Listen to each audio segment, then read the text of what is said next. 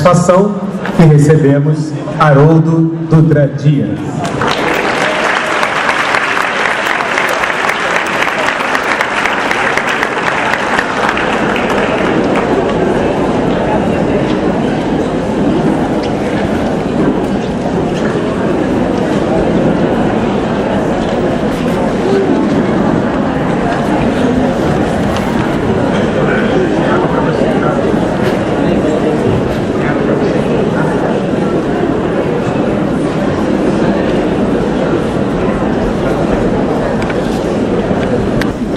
Nossa proposta nesse tempo que nos cabe é fazer uma reflexão sobre essa passagem de Jesus que está no Evangelho de João, capítulo 10, versículo 10.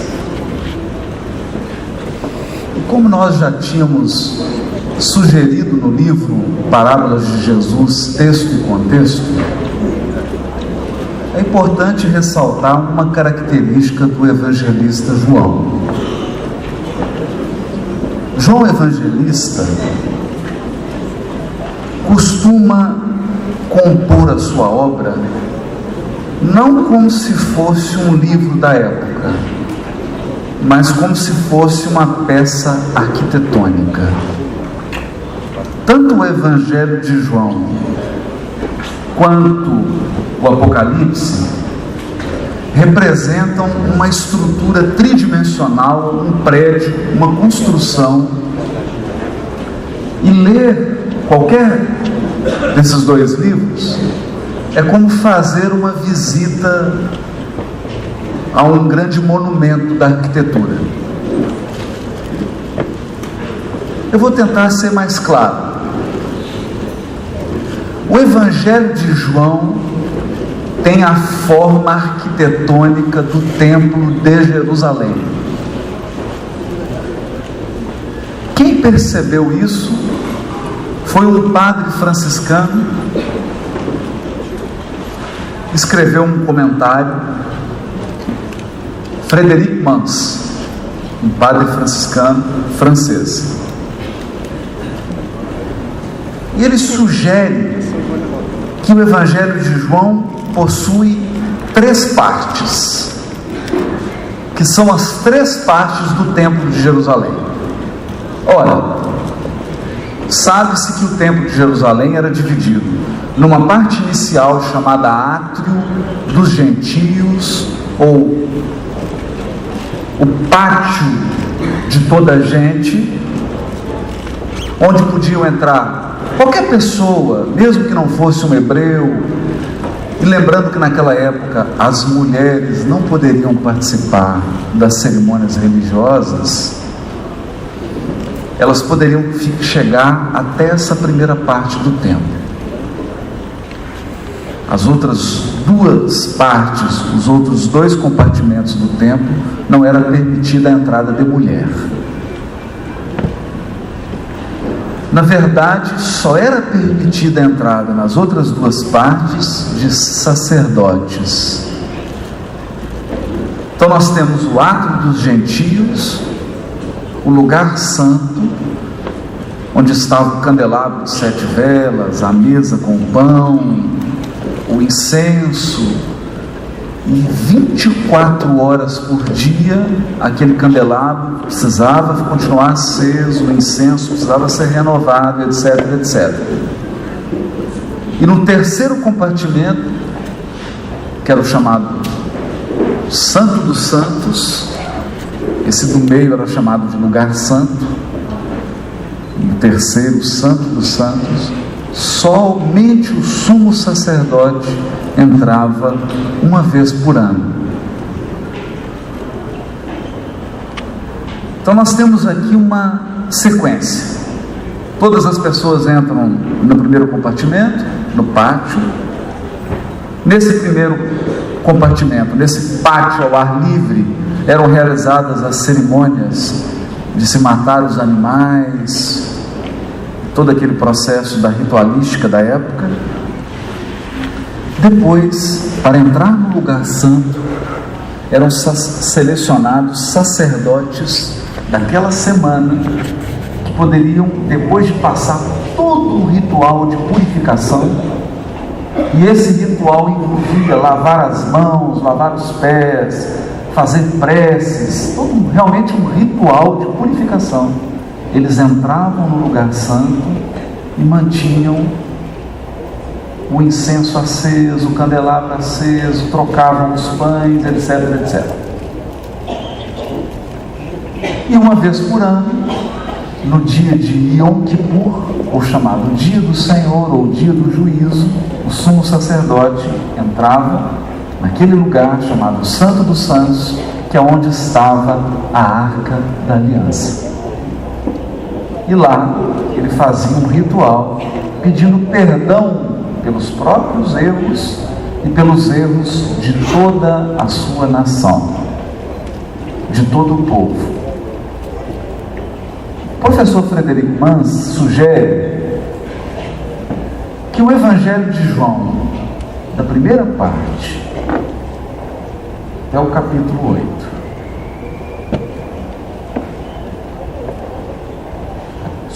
até o final do capítulo 12, a primeira parte até o final do capítulo 12, é o átrio dos gentios. É Jesus encontrando com a mulher samaritana, atendendo a toda a gente, fazendo aquele trabalho geral. Do início do capítulo 13, ele sugere que nesse momento é como se Jesus entrasse no lugar santo. E depois, no capítulo 18, é como se Jesus agora sozinho entrasse no Santo dos Santos para fazer a expiação. E por que ele diz isso? Se você tomar o Evangelho de João nas mãos e ler do capítulo 1 até o final do capítulo 12, nós vamos de fato ver isso. Jesus conversa com Nicodemos, conversa com a mulher samaritana, Sírio Fenícia, atende a todos. No início do capítulo 13, o que acontece? Acontece que Jesus reúne os apóstolos e eles começam a discutir quem é o maior. Lembrem, são 12. O que Jesus faz? Se cinge a cintura com uma toalha, toma uma bacia de água e começa a lavar os pés dos discípulos. Como se naquele ato simbólico ele não apenas desse uma lição de humildade, mas sugerisse um processo de purificação espiritual para o que viria a seguir, preparando apenas os 12 para o que aconteceria a seguir. E quando Pedro se sente constrangido diante da atitude de humildade de Jesus, ele fala: não, mestre, não lavarás os meus pés. Jesus responde a ele: se eu não te lavar, não tens parte comigo. E aí ele diz: então pode lavar tudo, a cabeça, a mão, pode dar um banho completo. Jesus dá uma nova lição: basta que eu lave os teus pés e você inteiro estará purificado. Porque se você purifica as bases, o resto se purifica. Basta o trabalho nas bases da alma. Depois que ele lava os pés, sugerindo aquela cerimônia de purificação, o que acontece? Jesus começa a conversar em particular com os 12 apóstolos. É nessa conversa que ele fala do Consolador prometido. É nessa conversa que ele fala: eu sou o caminho e a verdade e a vida. Olha, imagina, ele não disse isso para a multidão. Ele disse para os 12. E é nessa conversa íntima que ele fala do sacrifício que o aguardava. E tranquiliza os apóstolos. Diz: não, vocês não vão agora, quem vai sou eu sozinho. Porque o Santo dos Santos era a cruz.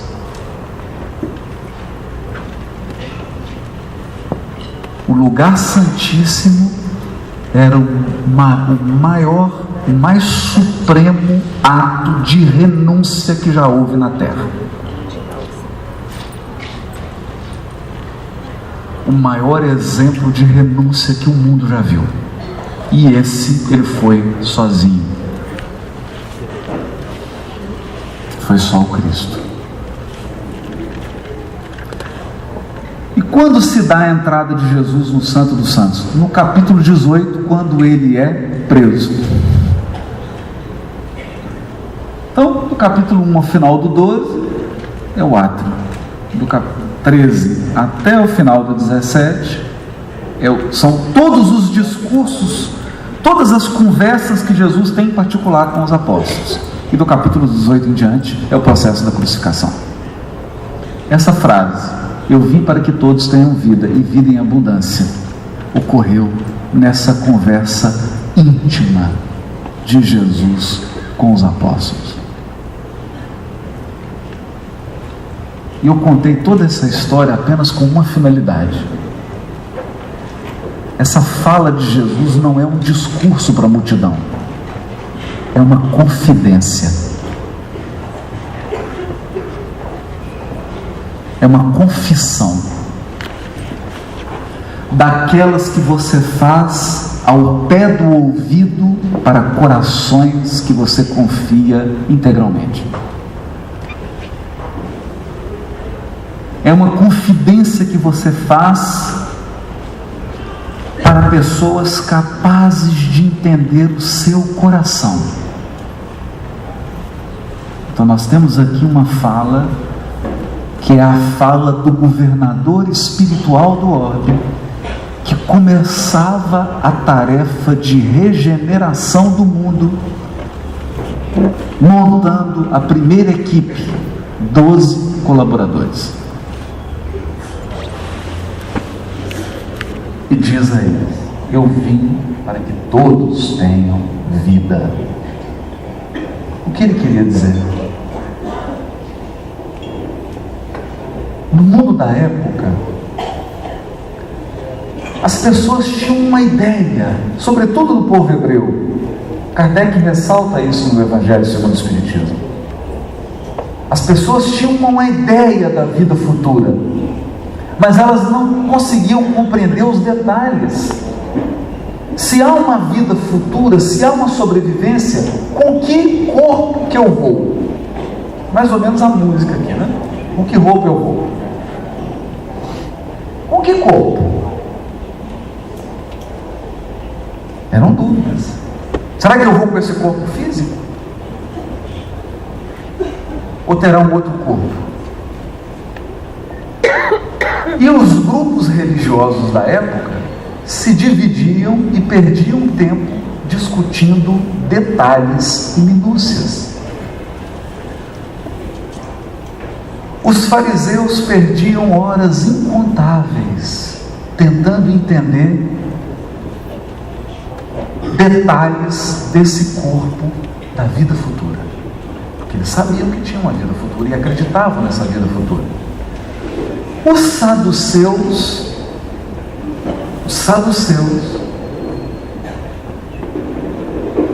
não acreditavam numa vida futura, não acreditavam na imortalidade da alma e se perdiam em raciocínios.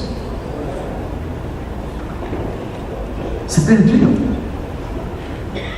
porque quando você não quer aceitar uma coisa, você faz de tudo para provar que está certo. E consegue. Porque aquilo que você busca, você encontra.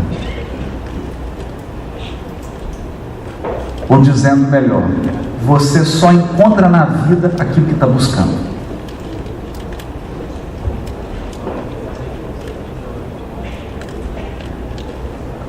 Quando os saduceus colocam essa questão para Jesus,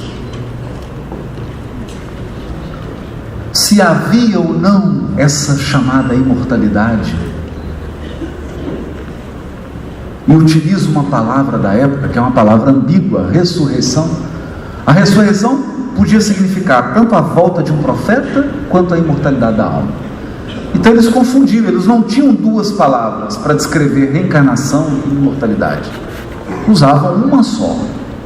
Por isso é preciso ler e saber qual o sentido que tem naquele contexto específico. Nesse, eles perguntam para Jesus no sentido da imortalidade. Há ressurreição dos mortos? Eles brigavam com os fariseus por causa disso. Se há ou não imortalidade. E Jesus fala para ele: o que está escrito na lei? Eu sou o Senhor Deus de Abraão, de Isaac e de Jacó. Vocês concordam com isso? Concordamos. Tem certeza que vocês concordam com isso? Concordamos. Tem certeza? Bom, agora o senhor está perguntando, eu já não tenho tanto. E aí Jesus, fugindo do intelectualismo infantil, do intelectualismo bobo e tolo, vai na essência e pergunta: ora, Deus é Deus de Abraão, Isaac, Jacó? Vocês acreditam nisso? Deus não é Deus de mortos, mas de vivos.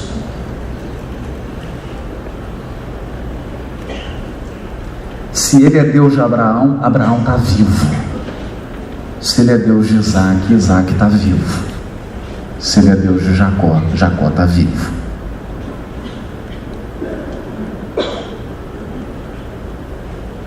Deus é um Deus vivo.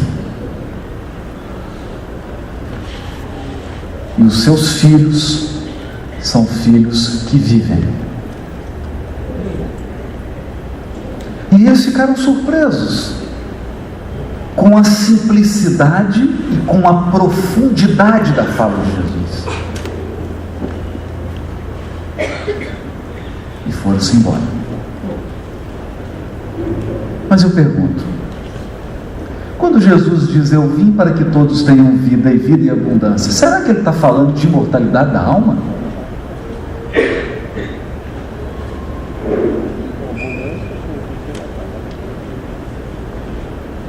Vamos deixar essa pergunta no ar. No prefácio do livro Vinha de Luz, Emmanuel diz assim: a abelha busca o néctar das rosas, o abutre reclama despojos. A semelhança dos outros seres da criação, o ser humano também se alimenta de algo. Que algo é esse? E Emmanuel diz: o ser humano se alimenta de emoções. E ele escreveu isso antes da música do Roberto Carlos. Vou falar que é um plágio. O ser humano se alimenta de emoções. Mas ele detalha: ainda que há gradações. Há gradações. Como a sugerir que há criaturas semelhantes às abelhas que gostam de emoções semelhantes ao néctar. E há criaturas como os urubus que adoram emoções como as carniças. E ele começa a descrever: há criaturas que se alimentam invariavelmente da tristeza. Ô, por que você está triste? Está chovendo no Rio. Quando chove no Rio, todo carioca fica triste. Faz o sol, por que você está triste? O sol está muito forte. Então o sujeito está sempre triste. A questão é que ele passa a se alimentar da tristeza. Se não houver tristeza, ele não fica feliz. Parece contraditório.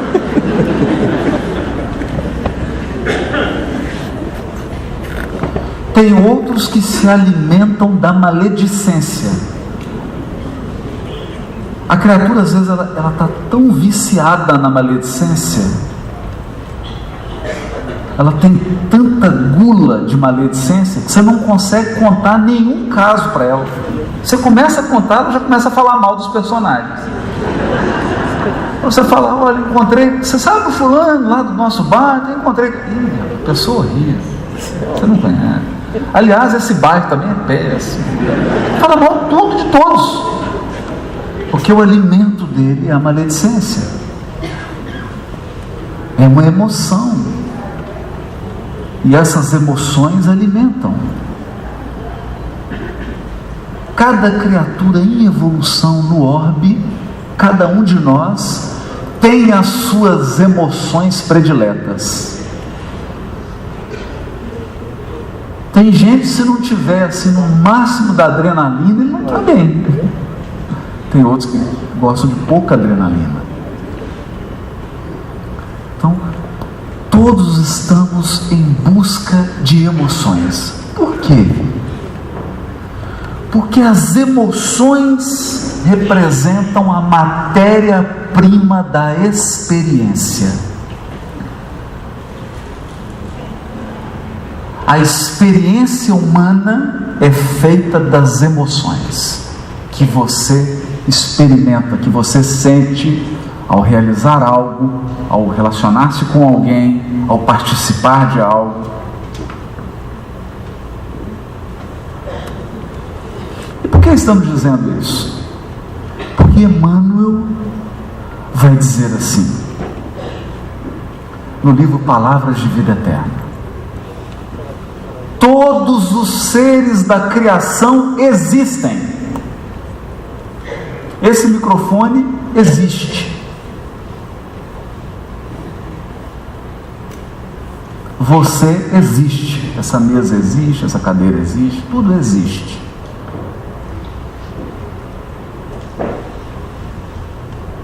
Mesmo que você não acredite na imortalidade da alma, você vai desencarnar e vai chegar lá. Eu tenho um amigo que é dirigente de reunião mediúnica, dialoga com os espíritos. Eu já vou dizer o nome dele. É o Gladson Lade, que faz as letras do Tim da Vanessa. O Gladson foi atender um espírito assim muito fechado, muito teimoso. E ele falou assim: meu amigo, você acredita na imortalidade da alma? O espírito falou para ele assim: não acredito.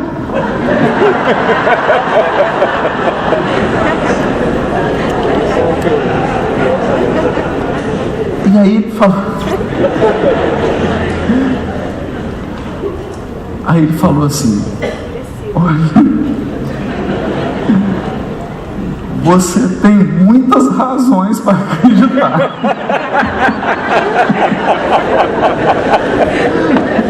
Os outros participantes da reunião mediúnica não aguentaram, todo mundo começou a rir baixinho. Olha, você tem muitas razões para acreditar. Então, isso é existir. Quer você queira, quer você não queira, quer você acredite, quer você não acredite, você existe. Existe agora no corpo e vai perder o corpo e vai continuar existindo. Mas aí diz Emmanuel: vida não é existir. E aí ele vai definir: a vida é a experiência digna da imortalidade.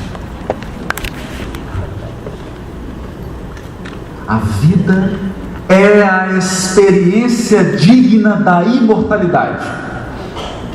Então, repara comigo.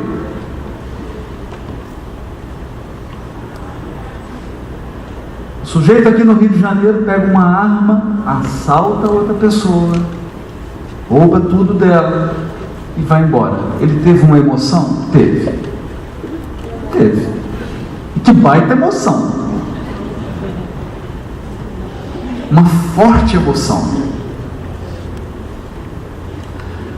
Esse conjunto de emoções construiu uma experiência? Construiu a experiência do assalto. Tanto para quem foi assaltado, quanto para quem assaltou, né? Construiu. A pergunta é a seguinte: essa experiência é digna de durar para sempre? É digna da imortalidade? Não. Tanto não é que ele vai ter que reencarnar para refazer a experiência.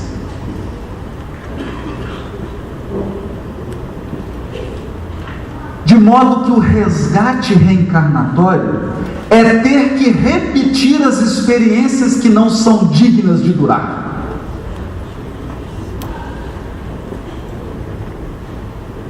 Aí complicou. Porque imortalidade não significa apenas existir no mundo espiritual. E não é essa a vida que Jesus está falando. Ele está falando de vida em abundância. Vida plena. Então, Jesus está falando de experiências que vão durar para sempre. Para sempre. Aquelas que você vai guardar no seu coração por toda a eternidade, sem precisar refazê-las, sem precisar repeti-las, corrigi-las. São aquelas pérolas, aqueles tesouros que você acumula no cofre da alma.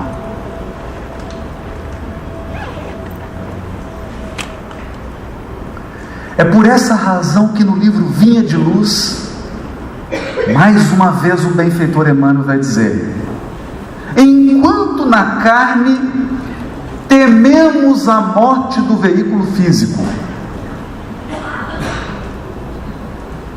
é o maior medo de todo encarnado, a desencarnação. Mas quando situados no mundo espiritual, o maior medo, o mergulho na carne. Então está uma situação agora constrangedora aqui nesse congresso. Estamos nós aqui encarnados morrendo de medo de desencarnar, e os desencarnados morrendo de medo de encarnar.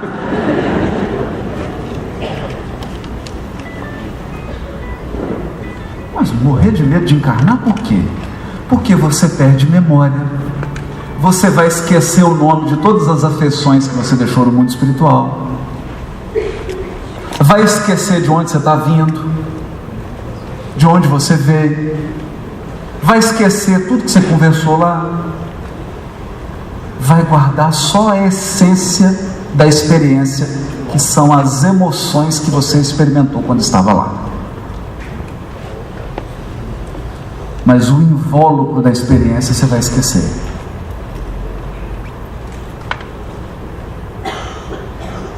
E eles estão aí morrendo de medo.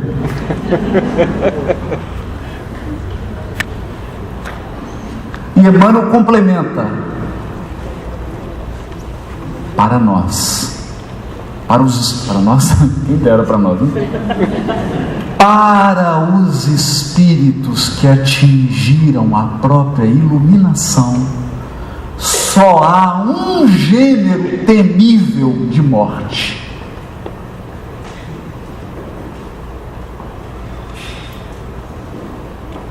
Qual?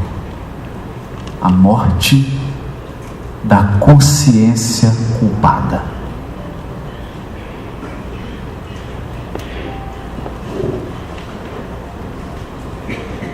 A morte da consciência culpada.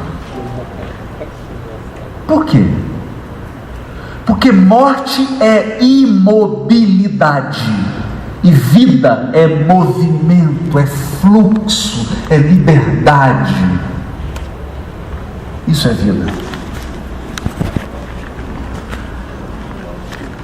Eu vou falar algumas coisas aqui. Se alguém não se sentir bem, a gente vai chamar o Alberto Almeida.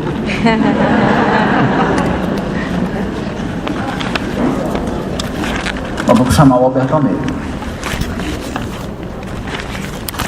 Então, 200 anos atrás, você veio com um corpo, que beleza de corpo, saudável,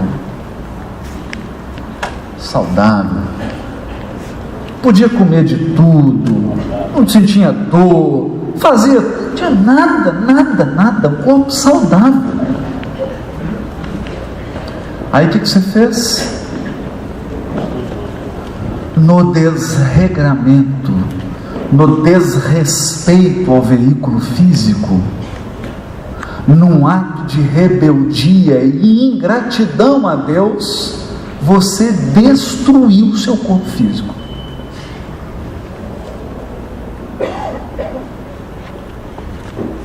Aí você chegou no mundo espiritual. Quando você olhou para o seu perispírito, ele estava deformado.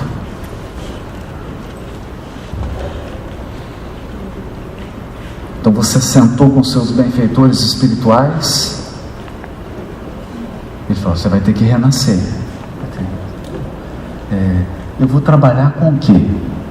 Não preocupa com profissão, não. Não preocupa. Está tranquilo. Nessa área você não tem problema. Não. O que você quer fazer? Eu queria variar um pouquinho. Tem umas 4 encarnações já que estou vindo como médica ou como médico. Eu queria variar. Eu queria ser bailarina. Não tem problema. Você é trabalhador, responsável, um profissional digno, todas as profissões que você passou, você honrou, sem problema. Tá? Profissão. Tá ótimo. Vida, você fala: nossa, que maravilha. Dá aquela emoção, aquela sensação de liberdade. Quer dizer que eu posso escolher então? Pode. E na área do relacionamento? Não, essa área também você não tem problema. Você está boa. Está bem. Nos últimos 500 anos, você teve relacionamentos afetuosos, você é uma pessoa afetiva, generosa. Não vai ter problema. Olha aqui. Temos aqui 4 espíritos aqui que você vem variando. Olha com um, com o outro, com esse. Aí você combina de vir com alguém. Aí você fala: nossa, essa encarnação vai ser boa. É nessa que eu vou me dar bem. Não tem problema profissional, não vou ter problema de dinheiro, não vou ter problema de afeto. Já pensou, gente? E meu corpo? Aí o benfeitor abaixa a cabeça.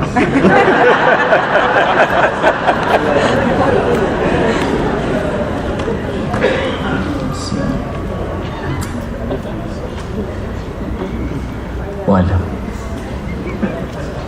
nesse setor você não pode escolher nada. Mas como assim? Você já esgotou todas as escolhas. Essa será uma encarnação em que você colherá os frutos dos enganos cometidos com o corpo físico. Misericórdia. Não é possível. Não me fala que eu vou ter problema de estômago. Vai. Problema de coluna. Pelo menos o coração.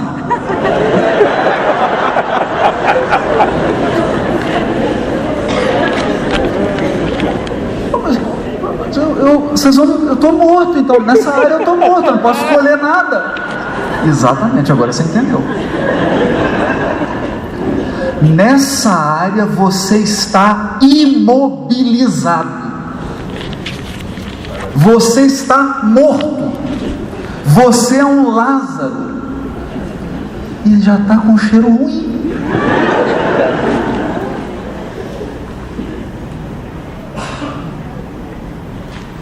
O que eu vou fazer? Lázaro, sai do túmulo. É Jesus te chamando. Eu vim para que tenham vida e vida em abundância.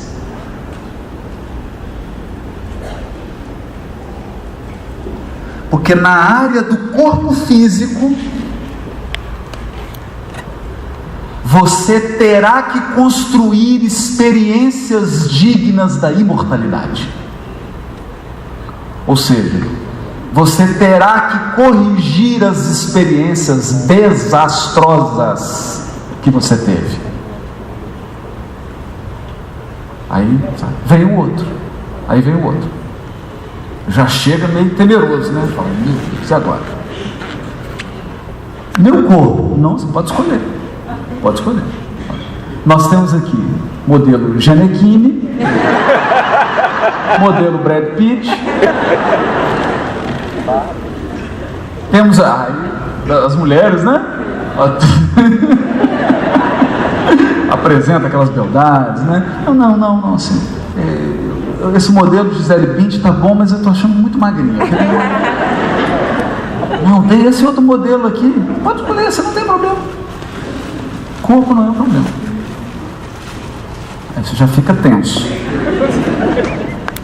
Será que eu teria algum problema de dinheiro? Não, dinheiro você está usando bem, é responsável. Da vez que você teve recurso financeiro, você usou muito bem, não teve nenhum problema, vai vir uma situação boa. E na área afetiva? Olha,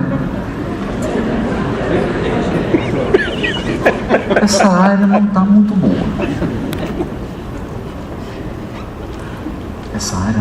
boa. Na verdade, nessa área você está morta. Nessa área você não tem vida. O que eu estou querendo dizer? Você pode se sentir morto no mundo espiritual.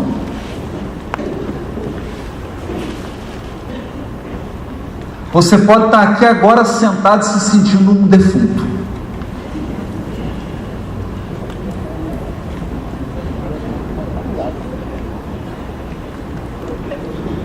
E essa vida que Jesus está prometendo não é simplesmente a imortalidade da alma, porque isso ele não precisa prometer. Você já foi criado imortal. Esse é o teu patrimônio inalienável. Quer você queira, não queira, acredite, não acredite, goste, não goste, você é imortal.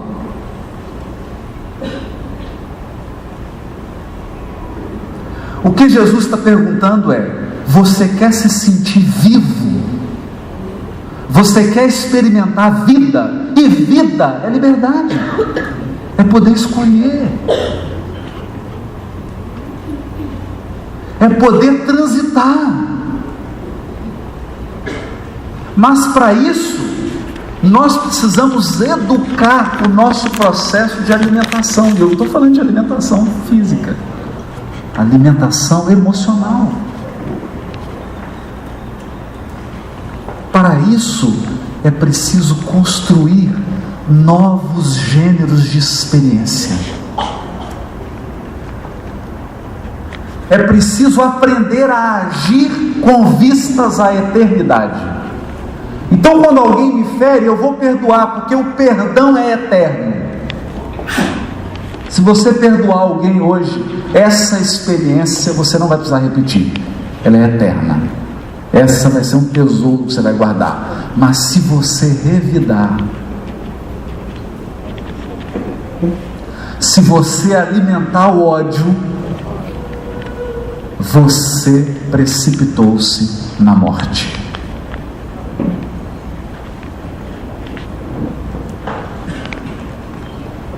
De modo que, quando o Espiritismo fala do Evangelho, ele não está falando de uma cartilha de orações, embora as cartilhas de orações sejam úteis. Nós não estamos criticando nenhuma cartilha de oração, Mas não é só isso. O Evangelho não é um tratado de teologia, embora todo o nosso respeito à teologia, porque ela educa o pensamento religioso. O Evangelho é um código de experiências. E quem veio nos ensinar essas experiências? Um espírito que está bilhões e bilhões e bilhões de anos na frente de todos nós aqui.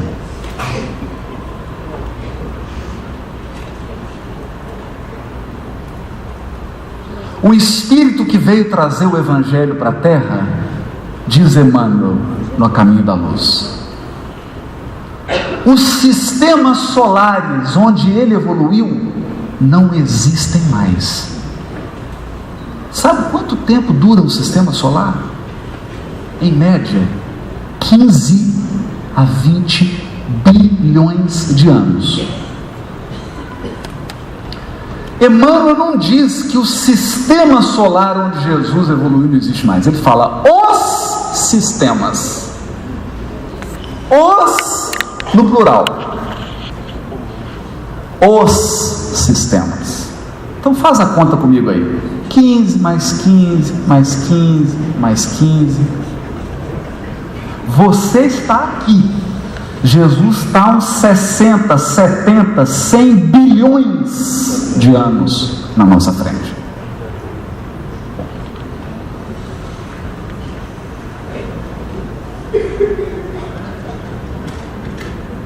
Quem você acha que tem mais experiência? Não precisa dar a resposta agora. Pode ser no final, por escrito.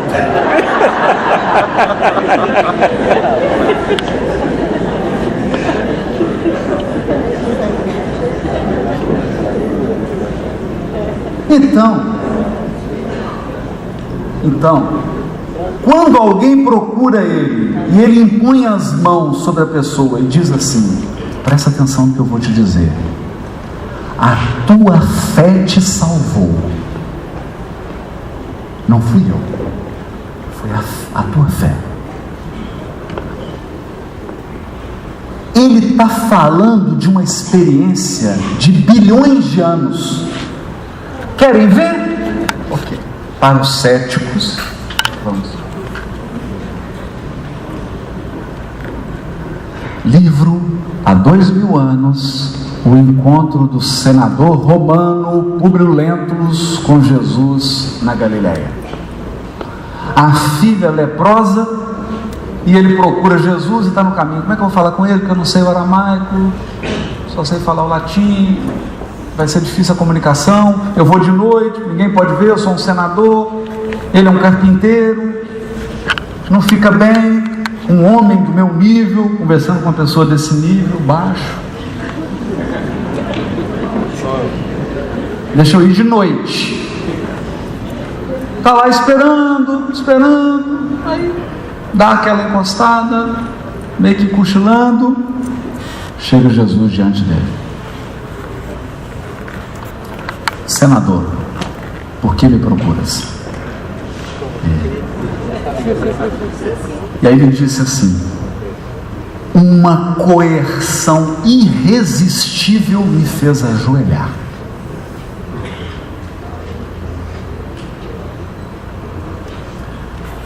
Mas olha só, o que Jesus fala com ele?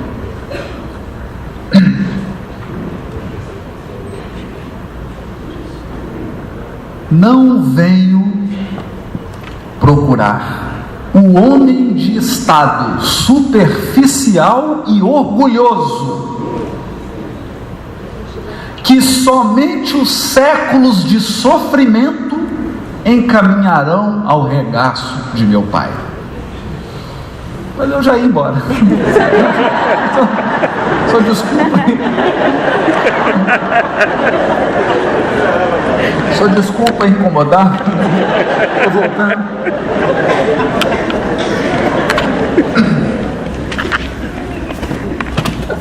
Não venho falar ao homem de estado superficial e orgulhoso que somente os séculos de sofrimento encaminharão ao seio do meu Pai. Venho por causa de uma alma fervorosa na tua casa.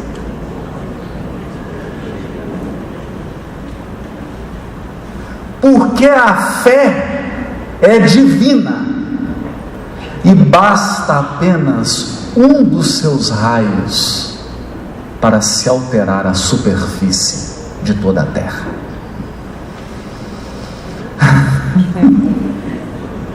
Você quer mais? Vá, pode ir. Tua filha já está curada. Enquanto eu estou conversando com você, que ela já está curada. Mas não é por causa de você, não. É por causa de uma dona de casa que não tem cargo nenhum, que não ocupa posição política nenhuma, que não tem fama, não tem poder, fica apenas dentro da casa servindo toda a família, e que vocês, nessa sociedade machista, consideram de menor importância. Acontece que esse coração que está dentro da sua casa já desenvolveu uma potência divina, uma potência da alma que é 1 milhão de vezes mais poderosa do que a usina de Itaipu. Essa potência se chama fé. E bastou ela fazer um pedido a Deus, que eu recebi uma ordem de meu pai para curar a filha dela. E aí?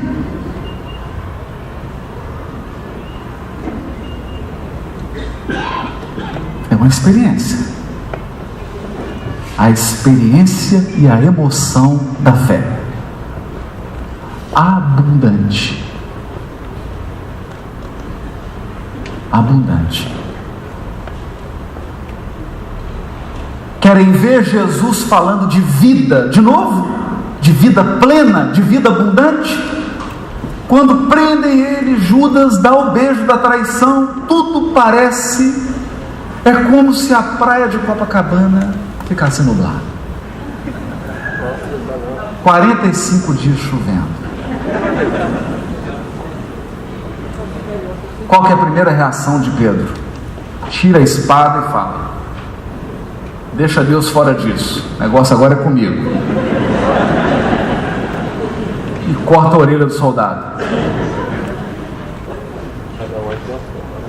Jesus pega um pedacinho da orelha, coloca no lugar, cura a orelha do funcionário público que está só cumprindo ordem.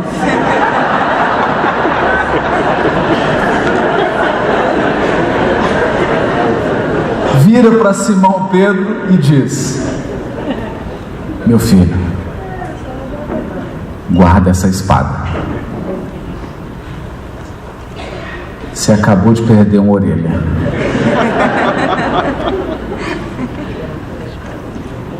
Para que você não perca outras partes do corpo, guarda essa espada. Porque aquele que com ferro fere, com ferro será ferido. Você acabou de pisar nos umbrais da morte. Não avance, recua, porque eu vim para que tenham vida, e vida em abundância, vida plena, plena.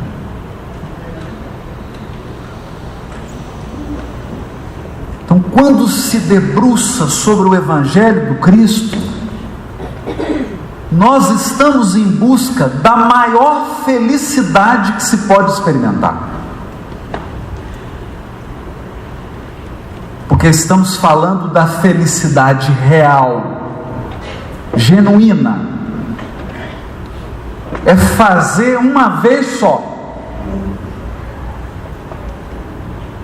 só repetir o que for bom. Não ter que ficar corrigindo. Não ter que ficar corrigindo. Nós nos recordamos do caso curioso, já contamos isso várias vezes, mas ele se encaixa perfeitamente no tema que nós estamos estudando, que é o caso de Humberto de Campos sobre as duas fazendas. Sabemos disso. O sujeito morava na fazenda, jovem, ia herdar com os irmãos a fazenda do pai, olha para a fazenda do vizinho e fala assim: essa cerca não está certa, estou achando que essa cerca é para cá, esse rio aqui é da nossa propriedade, tem que passar isso para lá. O que ele faz? Vai lá e muda a cerca de lugar. Aí dá briga, na época que se resolvia no tiro. Hoje não tem mais isso. Coloca a cerca, dá tiro, é assassinato, chega no mundo espiritual. Aí está lá o benfeitor que cuida do processo evolutivo dele. Isso, meu filho. E agora? Agora você vai nascer de novo, né? E qual que vai ser a missão da minha encarnação? Mudar a cerca.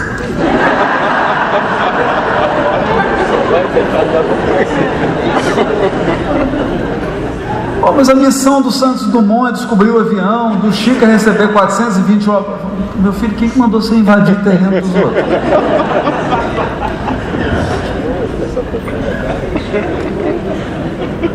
Mas não é possível. Eu já perdi uma encarnação quando eu mudei a cerca. Agora mais uma para voltar lá para o lugar. Ele falou: e tá bom. Confia em mim. São só duas. Só 200 anos que você vai perder na sua evolução. Aí ele reencarna. Reencarna onde? Na família dos adversários.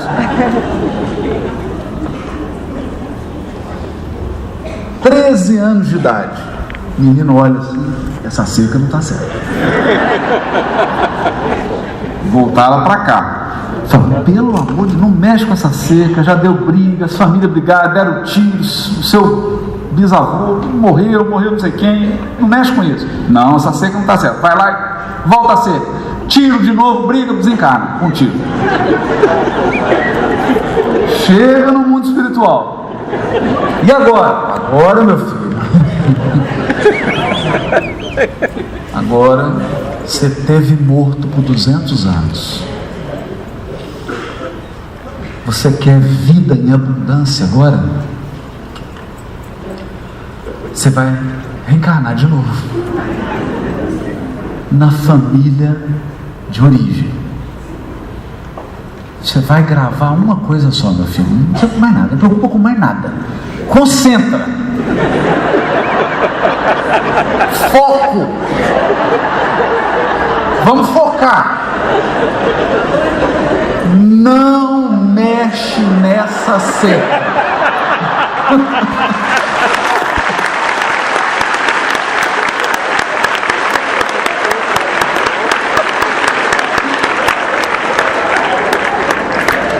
Reencarna. Quando ele faz 15 anos, o que ele fala para o pai? Essa cerca não está certa. Aí Humberto de Campos, no sono, ele é tirado do corpo, arrancado do corpo. O benfeitor dá um sabão de 1h30 nele. Se você mexer nessa cerca, a minha carta de demissão de espírito protetor já está assinada.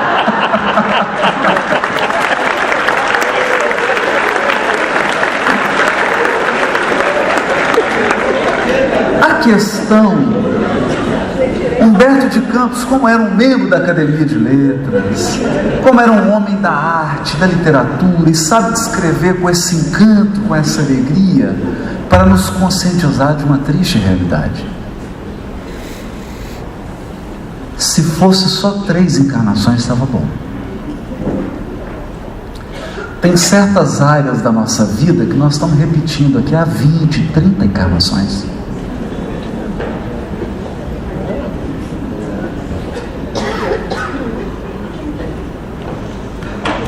Repetindo. Ou seja, nós entramos num ciclo repetitivo. Não que você não progrida, é claro que se progride, mas se progride muito pouco com muito sofrimento. Então há uma relação de custo e benefício ruim. É como se você pagasse um Fusca 67 o preço de uma X6 da BMW.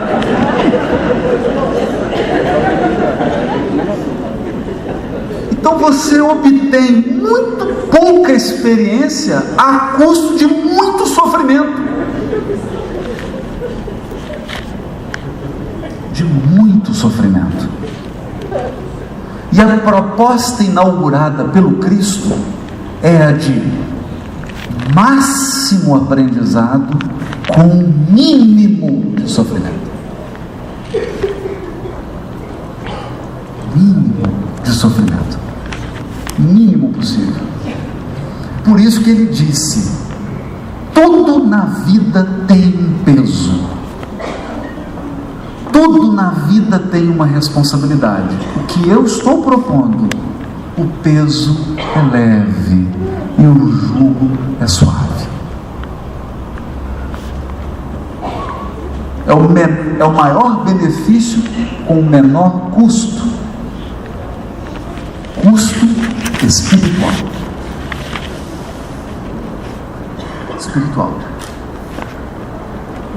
Então me recordo aqui de um caso do Arnaldo Rocha, amigo do Chico e Pedro Leopoldo, quando ele sofreu uns reveses lá, uns desaforos, e ele tinha um estupinho muito curto, né?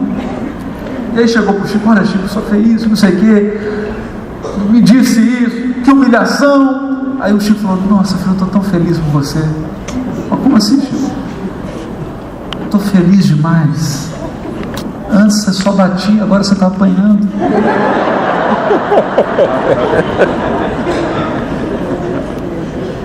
Mas era para mostrar que agora tinha se alterado.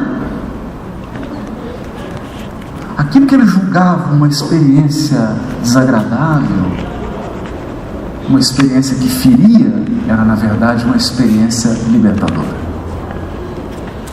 É dessa vida que nós estamos falando. Vida plena. Construir experiências que serão guardadas para sempre. Para sempre. Nós nos recordamos aqui de um caso que vai ilustrar isso. Já foi contado pelo Divaldo. Nós vamos ocultar os nomes, fazer referência para não ferir suscetibilidades. Um casal tinha uma vida comum, com os percalços naturais do casamento, de todo casamento, mas viviam relativamente bem, até que um dia esse marido encontrou com uma alma que devia ser uma alma ligada a ele do passado, de muitas vidas. E é daquelas que você bate o olho assim, começa a dar relâmpago, e chove, nuvem.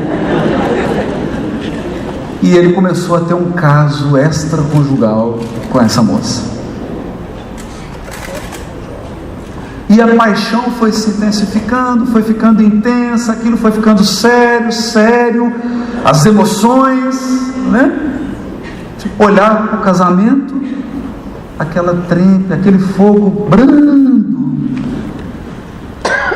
olhava para aquele relacionamento, aquelas labaredas, emoções intensas, como todo início de paixão. E ele então procura a esposa e fala: olha, não tem jeito, eu estou apaixonado por outra pessoa e eu quero me divorciar de você e eu quero viver essa paixão.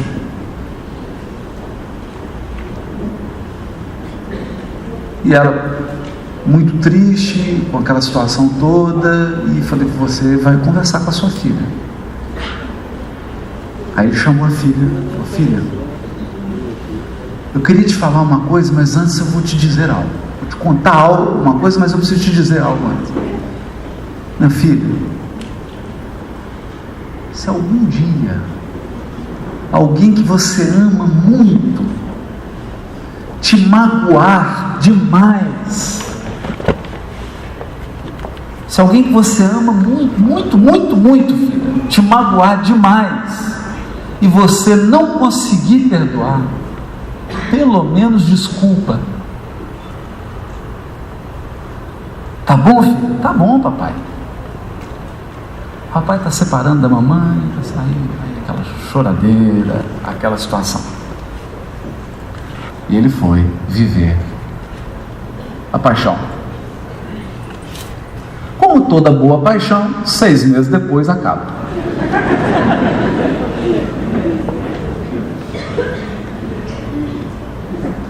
E aí ele começou a perceber o que não percebia quando você está apaixonado. E resolveu procurar a esposa e pedir para ela assim: olha, eu estou sentindo muita falta da minha filha. E será que eu não podia, com toda a privacidade, pelo amor de Deus, não me interprete mal, que eu estou sentindo muita saudade dela, será que eu não poderia, às quartas-feiras, dormir no quarto com ela? E a mulher falou: pode. Às quartas-feiras ele ia para lá, para um cantinho, dormia no quarto com a filha. Passou uns 15 dias, um mês. A saudade está muita mesmo. Será que eu não podia dormir aqui com a minha filha nas segundas e quartas? Pô, não tem problema. Mulher sábia, né? Depois, segunda, quarta e sexta, segunda, terça, quarta e sexta, segunda, terça, quarta, quinta e sexta. Quando passou a dormir nos fins de semana, a amante, que agora era a atual, falou: assim não dá. Ele falou: olha, não tem jeito, eu quero voltar para minha esposa e nós temos que terminar esse relacionamento. Essa mulher ferida, já acostumada a acompanhá-lo na vida, nos movimentos que ele tinha, sociais, um belo dia vai até a escola e busca a filha do casal. E a professora entrega, porque é a madrasta, não, a tia vai pegar, e ela agradava a menina gostava dela, não, é a tia, não sei o quê, né? E ela pega a criança e assassina a criança.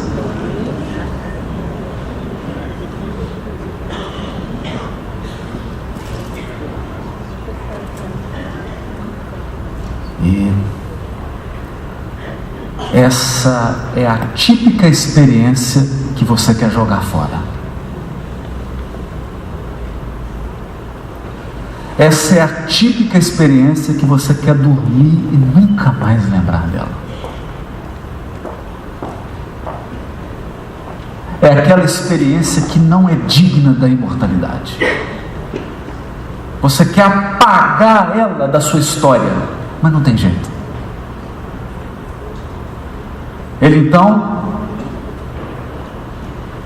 a amante é presa, ele coloca uma arma, esconde uma arma no corpo e vai fazer uma visita ao presídio com o firme propósito de descarregar a arma na cabeça dela. Mas quando ele passa pela revista, ele descobre que ele está com a arma e vê o desequilíbrio emocional daquele homem, e ele então vai a Uberaba com a esposa e é atendido por Francisco Cândido Xavier.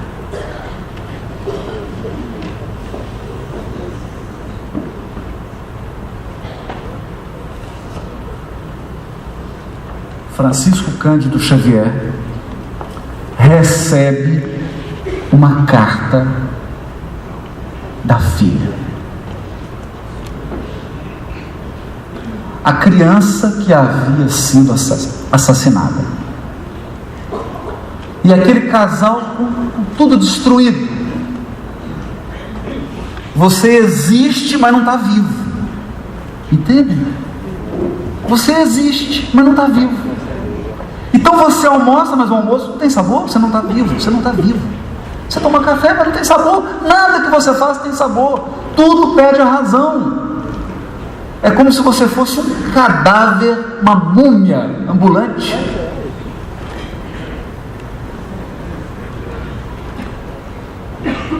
E a filha escreve, e fala com a mãe, e consola a mãe, e tudo. E o Chico fala que não tomasse cuidado com aquele ódio, que não revidasse, que fizessem algo que ela pudesse se orgulhar, que construíssem uma obra de benemerência em nome dela, que fizesse algo que a deixasse feliz no mundo espiritual. E deixa, no final da carta, ela se dirige ao pai. Papai, eu queria te dizer uma coisa. Quando alguém que você ama muito te magoar demais e você não conseguir perdoar, pelo menos desculpa. E esse casal fundou uma instituição em nome da filha e passou a construir uma vida, agora uma vida em abundância, que é a vida que o Evangelho tem a nos oferecer. Eu desejo a todos vocês muita vida, muitas experiências, mas daquelas experiências que você possa guardar para sempre no seu coração, de cabeça erguida, porque serão experiências com Cristo, experiências dignas da imortalidade. Muito obrigado.